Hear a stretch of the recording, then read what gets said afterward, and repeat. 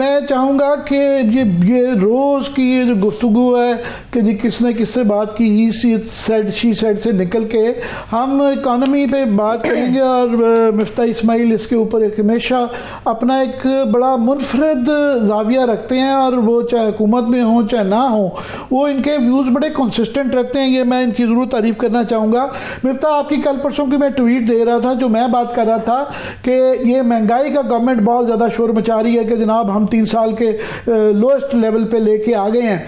अवाम जो है बाहर चिखे मार रही है, वो कह रही है कि इसके असरात हमें वो नज़र नहीं आ रहे। आपकी ट्वीट में देख रहा था, आपने कहा कि महंगाई का ये जो फिगर बता रहे हैं ये दुरुस्त नहीं है। आप ज़रा इस पर हमें रोशनी डालें प्लीज़। जी शुक्रिया आमिर भाई। मैंने जो गुजारिश की है वो ये है कि अगर कोई ये कहता है कि महंगाई कम हुई है तो वो बात गलत है, वो दावा गलत है। महंगाई कम नहीं हुई, महंगाई तो बढ़ रही है। सिर्फ इतना हुआ है कि जिस रफ्तार से महंगाई बढ़ रही थी उस रफ्तार में कमी आ गई है। और मैंने जो मिसाल दी है कि पिछले साल मिसाल के तौर पर अगर कोई चीज़ 160 रुपये किलो थी, मिसाल के तौर पर कोई दाल 160 रुपये किलो थी, तो पिछले साल क्योंकि 25% महंगाई थी तो वो 200 रुपये किलो हो गई। इस साल जो है वो एक्सपेक्ट कर रहे हैं हम कि 12% महंगाई होगी इस साल में, तो 200 की जगह 224 की हो जाएगी, तो वो 24 रुपये और बढ़ जाएगी। तो वो 160 से 200 हुई और 200 से 224 होगी। ऐसा नहीं है कि वो 160 की तरफ जा रही है।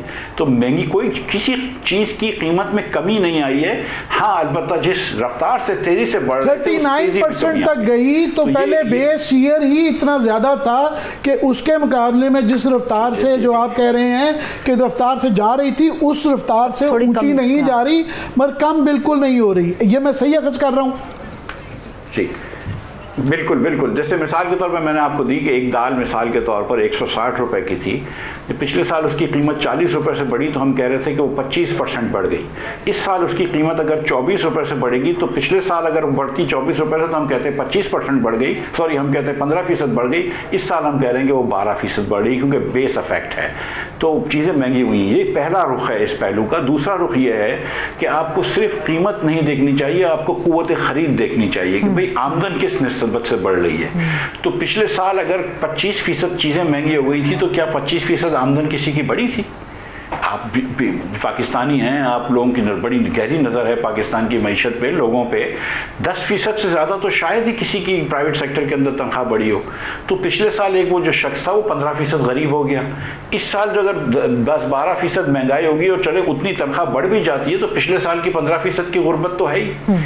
फिर इस साल आपने टैक्स रेट बढ़ा दिए, आपने 38.5% तनख्वाहदार तबके के ऊपर टैक्स लगा दिए, तो टैक्स के पैसे चले गए उसकी तनख्वाह से, तो उसकी तनख्वाह और श्रिंक हो गई।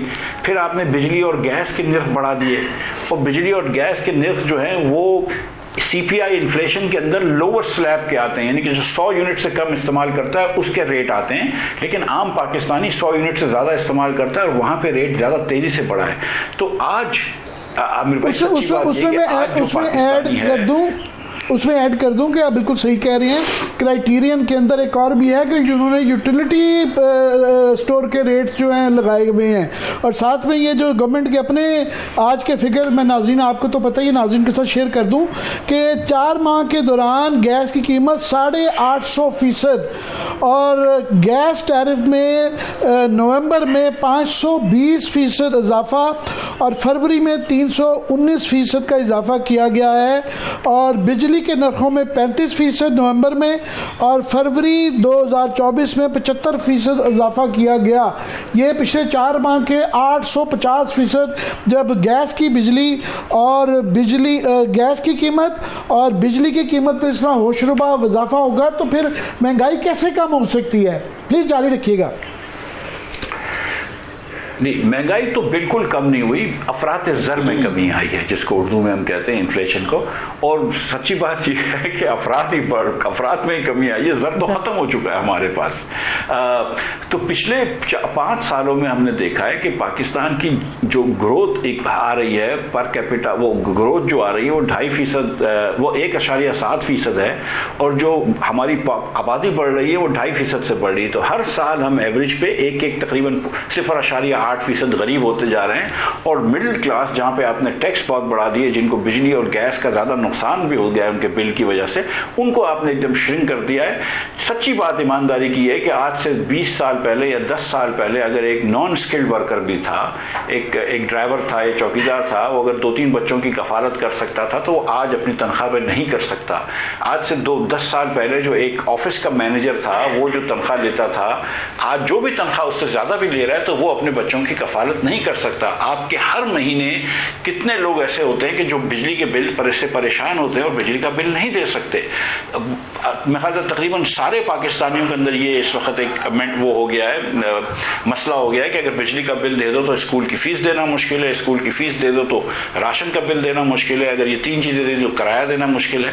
तो ये कहना कि मईशत जो है वो स्टेबल हो गई है या मईशत जो है वो बहुत बेहतरी की तरफ जा रही है, मेरे ख्याल से ये आपको पाकिस्तानियों की इक्तसादी हालत से लाइल्मी का सबूत है, हकीकत की सबूत नहीं है। ये चेरी पिकिंग करते हैं। आज भी वज़ीर ख़जाना ने चेरी पिकिंग की भी है कि कुछ फिगर्स वो गलत नहीं है, ठीक कह रहे हैं कि स्टॉक एक्सचेंज ठीक है, कुछ बढ़ गई, महसूलात बेहतर जा रहे हैं, 34% बढ़े हैं, बेहतर हो रहे हैं, मगर साथ में जो आप कह रहे हैं कि इस साल इन्होंने ग्रोथ का फिगर जो टारगेट है वो 3.5% है, जो कि काफ़ी आप जैसे लोग ये कह रहे हैं कि LSM जो इनका क्वांटम इंडेक्स आया है वो -0.8 है।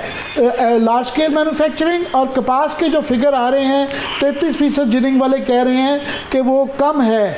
तो इस सूरत में क्या ये फिगर टारगेट ले पाएंगे? नहीं, अल्लाह करे कि ये 3.5% की जो वज़ीर ख़जाना साहब कह रहे हैं वो अल्लाह करे कि ये बात हो जाए, लेकिन मैं आपको तकरीबन यकीन से कह सकता हूँ कि 2.5% से ज़्यादा बहुत मुश्किल है कि इस साल भी मईशत बढ़ सके। इससे ज़्यादा मुझे लगता नहीं है, जिसका मतलब है कि हम गरीब नहीं होंगे लेकिन एक पैसा भी बेहतर ऑफ नहीं होंगे, और मोस्ट लाइकली 2.5% भी ग्रोथ नहीं हो सकेगी। आपने खुद फरमाया कि लार्ज स्केल मैन्युफैक्चरिंग के बड़ी सनत जो है वो कम हो रही है, उसकी मैन्युफैक्चरिंग कम हो रही है, ना कि बढ़ रही है। देखिए आमिर भाई, ये जो सारा जो नंबर्स जो चेंज हुए हैं वो सिर्फ इसलिए हुए हैं कि चाइना की और रशिया की और चाइना की और यूरोप की माशियत स्लो हो गई है, तो कमोडिटी प्राइसेस कम हो गई हैं। जो तेल की कीमत $100-120 होती थी खाम तेल की, उसकी कीमत अब $70 हो गई है, जिसकी वजह से ये थोड़ा सा पाकिस्तान में इन्फ्लेशन कम हो गया है, जिसकी वजह से आपका करंट अकाउंट डेफिसिट बेहतर हो गया है। लेकिन कोई एक पैसे की इस्लाहत इसने नहीं करी है हुकूमत ने, और आप जब 38.5% टैक्स रखेंगे लोगों के ऊपर, तनख्वाहदार तबके के ऊपर 60% टैक्स रखेंगे कंपनीज के ऊपर, तो कंपनीज ग्रो भी नहीं होंगी, ना सरमायाकारी बाहर से आएगी, ना अंदरूनी सरमायाकारी ज़्यादा होगी। तो ये सोचना कि हमारी मईशत ग्रो हो जाए लेकिन हालात इतने बुरे हों पाकिस्तान में कि लोग अपना पूरा ना कर सकें, तो ये सोचना मुमकिन, ये मुमकिन नहीं है, मुमकिनात में से नहीं है।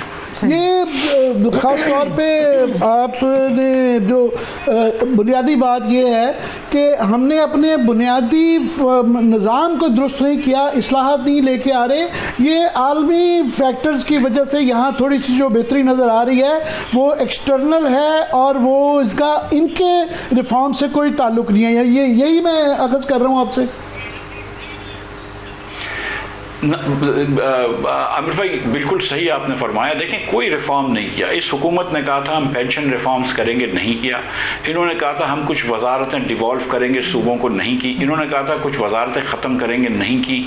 इन्होंने कहा था हम अखराजात कम बढ़ाएंगे, जबकि इन्होंने 64% PSDP के अखराजात बढ़ा दिए।